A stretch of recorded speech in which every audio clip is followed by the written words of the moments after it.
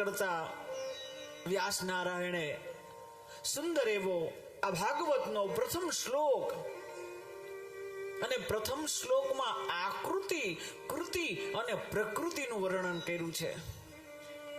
ભગવાનની આકૃતિ કેવી છે, ભગવાનની આકૃતિ કેવી છે, ભગવાનની કૃતિ, ભગવાનનું કાર્ય શું છે, ભગવાનની પ્રકૃતિ શું છે, એના દર્શન કરાવતા શ્રી વ્યાસજી કહે સચ્ચિદાનંદ રૂપાય.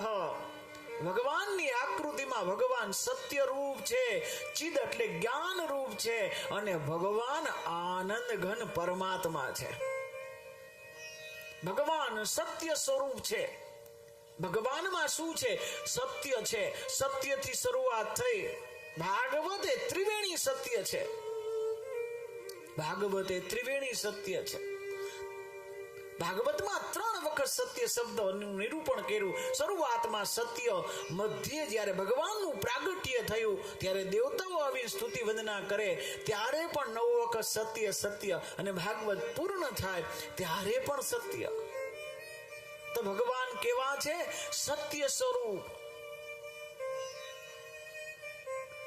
સત્ય અકાટ્ય હોય, અને સત્ય ઉપર પ્રહાર તો કળિયુગથી થતા હોય.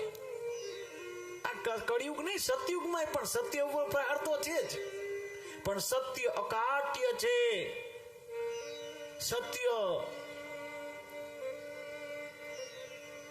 કલ્યાણકારી છે.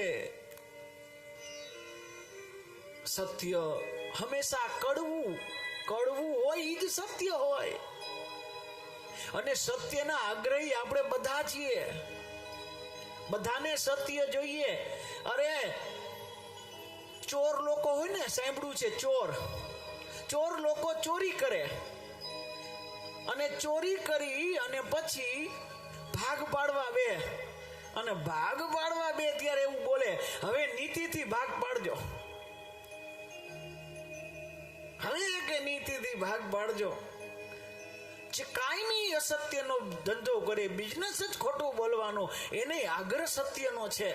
કારણ કે સત્ય ઈશ્વર છે.